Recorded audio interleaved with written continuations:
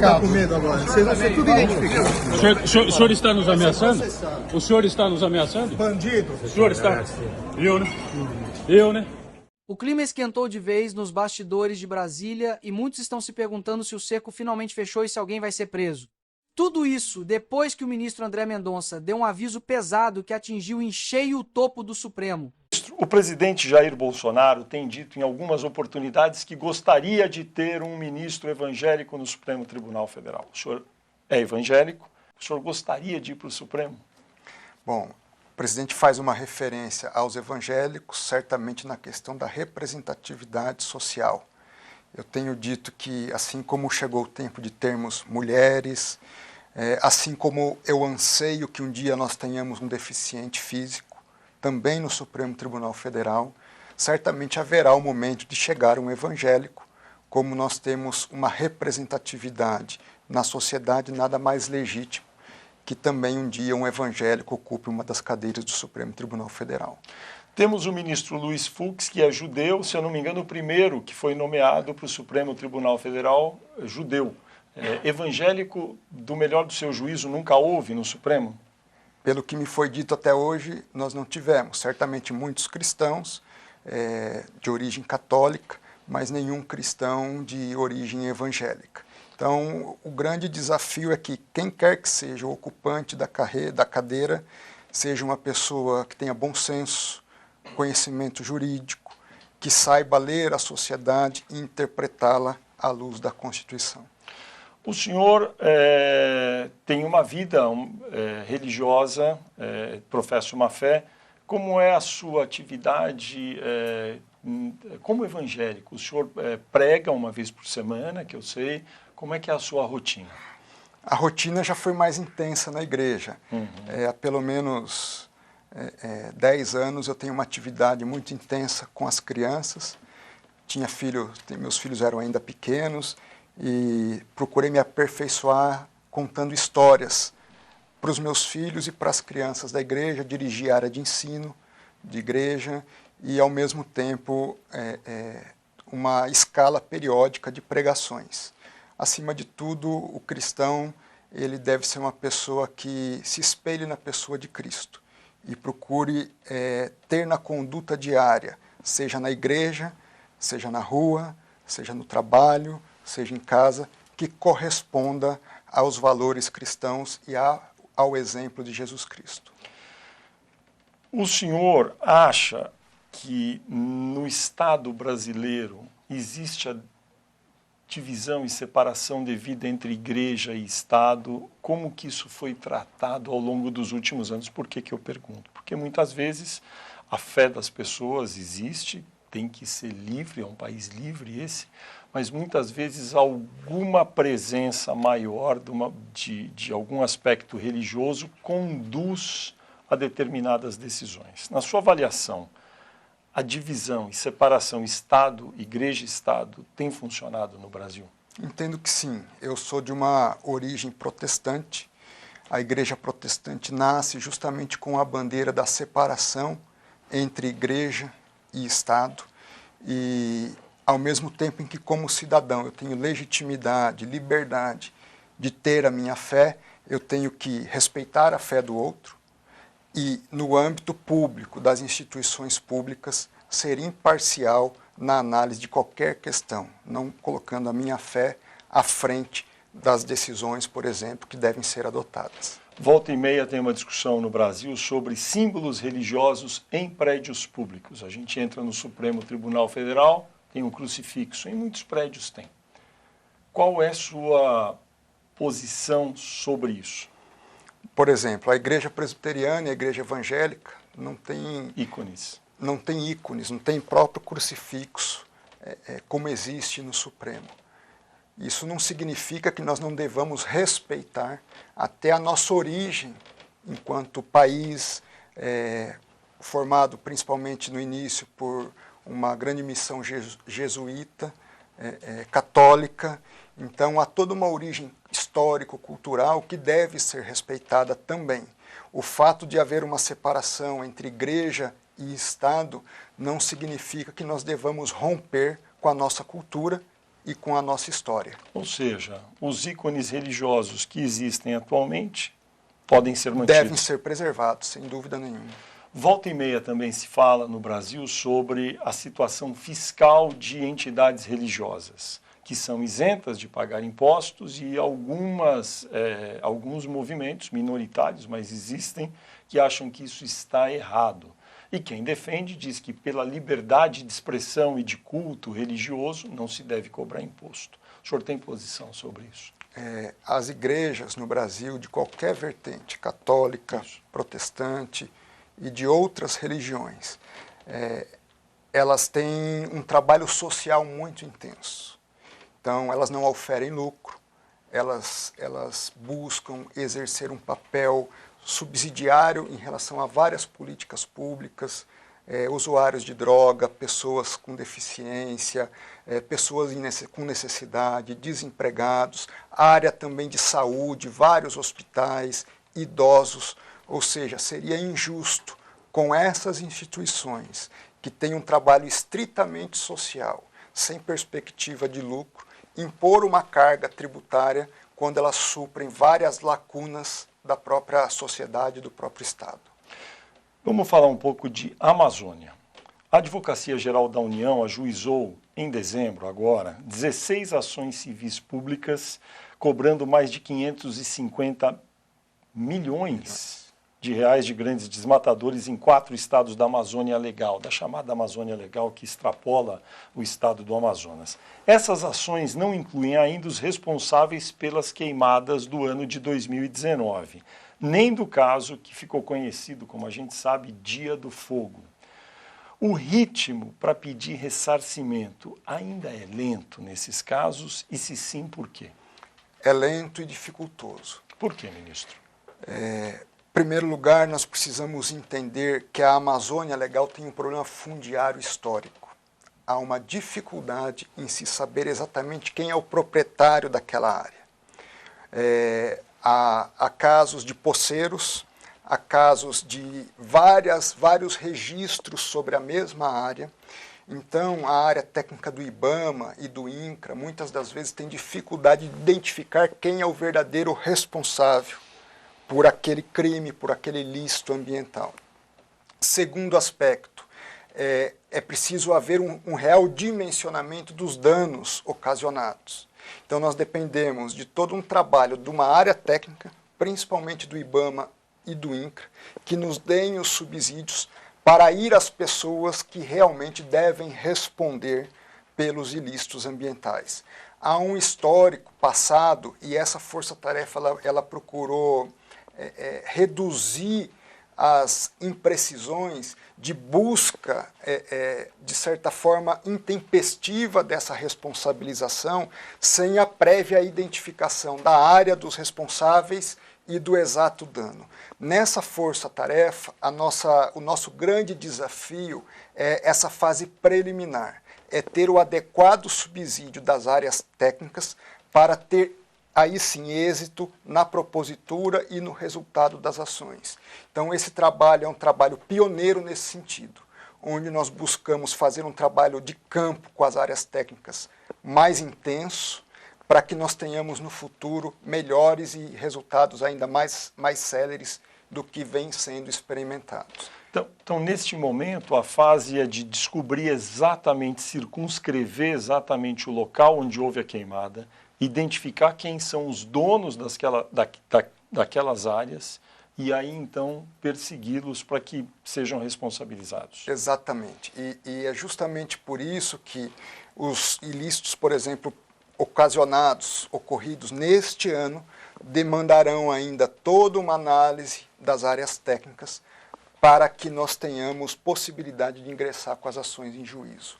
Ao mesmo tempo, nós vamos ter que focar nos casos os mais recentes possíveis, porque quanto mais distantes no tempo, historicamente, maior será essa dificuldade, porque provavelmente a pessoa que está lá hoje já não é aquela que estava quando da prática de ilícitos. Então, nós estamos fazendo um recorte temporal, qualitativo, para entrar com as ações em relação àqueles que nós já temos os elementos identificadores e técnicos suficientes para a propositura das ações. Os incêndios de 2019, na sua avaliação, do melhor do seu juízo, quando é que tudo isso vai estar terminado e os responsáveis serão, de fato, cobrados pelo dano causado? Da nossa parte, nós precisamos esperar as áreas técnicas do IBAMA, todos aqueles que compuseram a força-tarefa, finalizarem os procedimentos de levantamento de responsabilidade, tendo esses elementos, propormos as ações o mais rápido possível. 2 dilemas. Nós precisamos ter, no menor tempo possível, uma vez ajuizada a ação, condições de encontrar bens no nome dessas pessoas para bloquear e garantir o ressarcimento e ter um trâmite o mais rápido possível no Poder Judiciário, o que muitas das vezes não depende de nós. Essas 16 ações que foram ajuizadas já em dezembro, por conta aí de desmatamento, no valor de 555 milhões, como é que elas vão tramitar? O senhor, dessas daí que já existem, o senhor, pela experiência que tem, acha que o Judiciário vai decidir quando sobre isso? O trâmite de um processo dessa natureza, infelizmente, costuma levar mais de uma década. Esse será talvez o grande desafio. Eu penso que talvez uma das opções para o futuro seja se pensar melhor, como existem, por exemplo, varas especializadas em combate à lavagem de dinheiro, para que nós tenhamos também varas especializadas na questão ambiental. Muitas dessas ações, elas estão no Tribunal Regional, vão chegar ao Tribunal Regional Federal da Primeira Região, que é o tribunal que responde pela área da Amazônia Legal, e o Tribunal Regional Federal da Primeira Região, ele tem um volume de processos que acaba sendo o tribunal hoje com menor velocidade de julgamento das ações na esfera federal. Ou seja, o ideal seria, no âmbito, dentro da Justiça Federal, criar varas especializadas sobre meio ambiente para talvez dar mais celeridade, mais rapidez aí nesses processos, é isso que o senhor acha? Depende do que para fazer isso? Eu penso que de uma definição dos próprios tribunais. Quanto mais especializado, mais o juiz conhece a matéria e mais célere é o trâmite dos processos nessas varas especializadas. Vou perguntar, já que estamos falando de meio ambiente, também do caso do óleo nas praias. É a mesma coisa? Ainda precisa identificar quem foi o responsável para depois ter ação? Tem alguma novidade sobre esse caso que aconteceu em 2019 agora? Não, justamente. Nós estamos aguardando a definição de quem é o responsável por esse vazamento, porque só a partir daí é que nós podemos buscar o ressarcimento correspondente. Ministro, o senhor comanda a Advocacia Geral da União, é o titular ali desta pasta. Para os nossos telespectadores entenderem, o que fazem os advogados da União, quantos são eles e como é que eles trabalham? A Advocacia Geral da União, Fernando, ela foi criada em 88. Até 88, toda a função da AGU ela era também exercida pelo Ministério Público Federal. E em 88 há essa separação, justamente para que a defesa da União ela tivesse uma priorização e uma especialização. E como a Constituição a definiu, cabe a ela, em primeiro lugar, representar judicialmente a União. Quem é a União? A União é o Poder Executivo, é o Poder Legislativo, é o Poder Judiciário, são as instituições autônomas, como o Ministério Público, Tribunal de Contas, Conselho Nacional de Justiça, Conselho Nacional do Ministério Público, dentre outras tantas instituições. Então, os comandos militares, a Polícia Federal. O que isso significa na prática? Hoje são 17,5 milhões de processos judiciais sob a responsabilidade da Advocacia Geral da União. Qual é esse número? Fala de novo. 17 milhões e meio de processos judiciais. Então, em que a AGU, a Advocacia Geral da União, faz a defesa de todos esses entes da federação. Todos. Então, há uma ação questionando questão ambiental, há uma ação de um servidor público contra a União, há uma ação onde se discute uma parceria público-privada, um programa de concessão, um leilão que está sendo realizado. Para que o telespectador tenha uma ideia, a cada leilão feito pelo governo federal, cerca de 60 advogados da União, procuradores federais, ficam em plantão, 24 horas, para que, havendo alguma liminar que queira impedir a realização daquele leilão, nós possamos atuar a tempo para que o leilão aconteça. Ou seja, é um trabalho que exige dedicação, 24 horas por dia, uma atuação muito técnica.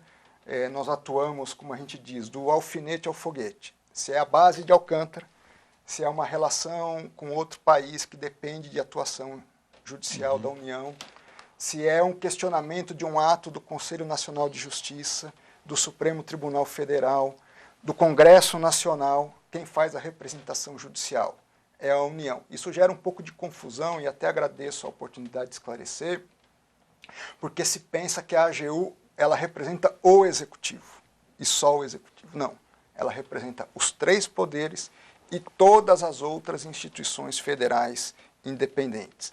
Agora, o que a vincula ao Executivo? É uma atuação específica, que é a atividade de consultoria e assessoramento jurídico. Essa, sim, é só em relação ao Poder Executivo. Então, em cada ministério, em cada autarquia, existe lá um órgão da Advocacia Geral da União que faz a atividade de aconselhamento, consultoria jurídica, nos processos de licitação, nos processos de concessão, em toda a concepção de política pública, há um trabalho da Advocacia Geral da União. Quando se vai redigir uma nova lei, medida provisória... Um decreto, etc. E com relação à defesa de integrantes do poder público, o presidente da Câmara, o presidente do Senado, o presidente da República, se eles são acionados por alguém, são processados, a Advocacia Geral da União os defende? Também. Aí é importante estabelecer qual o limite dessa defesa.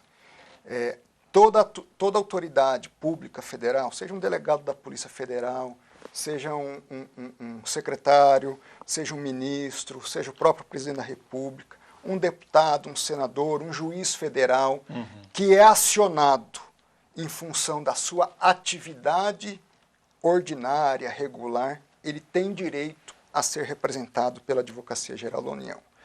Porém, é feita uma análise prévia. É preciso se verificar se os elementos daquela atuação foram correspondentes à lei ou não. Se estão aderentes aos princípios da lei, estão com evidências de regularidade, nós fazemos a representação. Se os elementos são, ao contrário, de irregularidade, de ilicitude, esse servidor federal, essa autoridade, ela então tem que contratar um advogado privado para fazer a sua defesa. Para colocar em termos bem simples, para que quem nos assiste entenda, se um servidor público do presidente da República, da Câmara, não importa, ou mais simples, é questionado sobre algo que tem a ver com a função dele, a AGU talvez vá entrar no processo. Se esse servidor público vai numa loja, furta um bombom, é processado pela loja, ele vai ser processado e terá que contratar um advogado sozinho. Isso. E vamos supor que na administração pública ele realize, por exemplo, um benefício ilícito a uma empresa. Sim. E há uma ação judicial questionando essa atuação dele.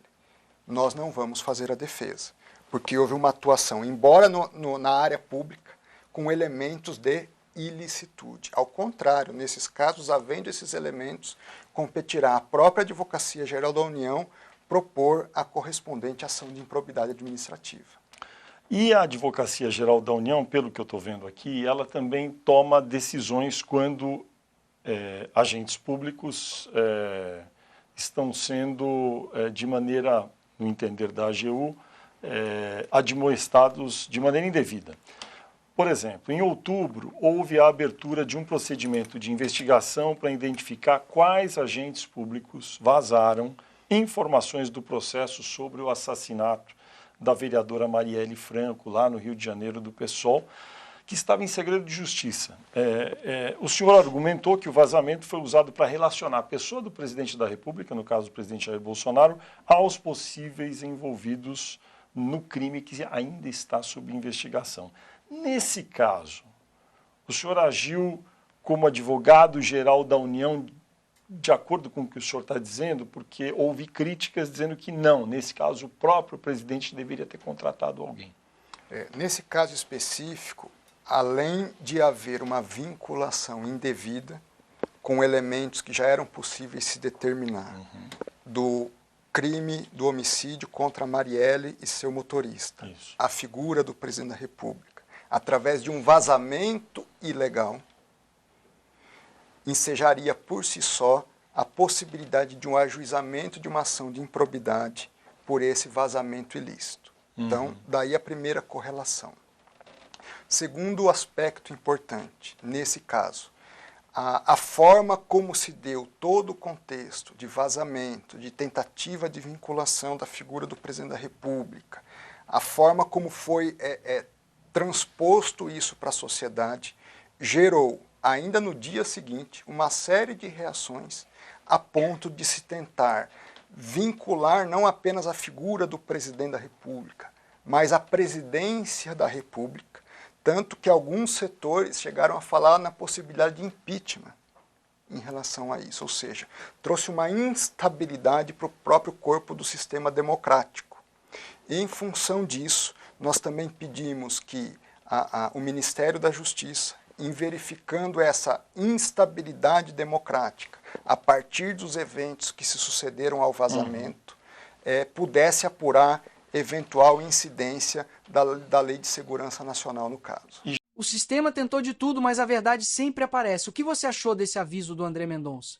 Deixe o seu comentário aqui embaixo, se inscreva no Último Alerta e compartilhe esse vídeo com um patriota. Até o próximo alerta.